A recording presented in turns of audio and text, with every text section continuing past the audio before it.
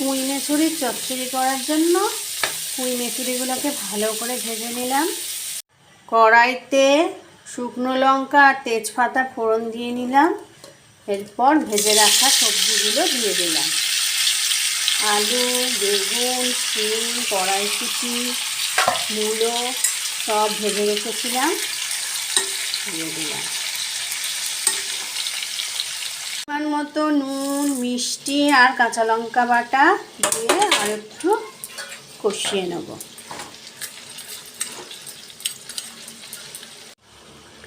ভেজে রাখা পুঁই মেচুরিটা দিয়ে দিলাম। এরপর একটু সর্ষে বাটা দিয়ে আরও একটু রান্না করে নেব।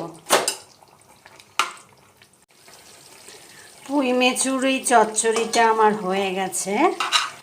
সামান্য একটু জল দিয়ে ভালো করে সবজিগুলো সেদ্ধ করে নিয়েছি। লাস্টে বড়ি ভেজে উড়িয়ে রেখেছিলাম, দিয়ে দিলাম।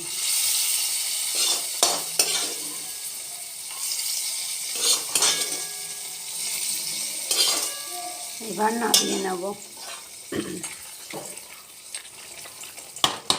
মেচুরিটা আমার এরম হয়েছে।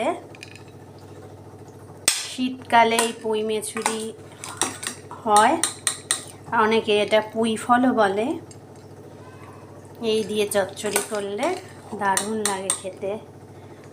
খাওয়ার সময় মুখের মধ্যে পড়ে, কটকট করে একটা আওয়াজ হয়, দারুণ মজা লাগে। মূলো, বেগুন, শীতের সবজিগুলো দিয়ে এগুলো করতে হয়।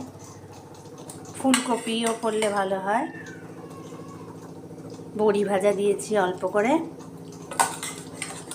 দারুণ খেতে লাগে।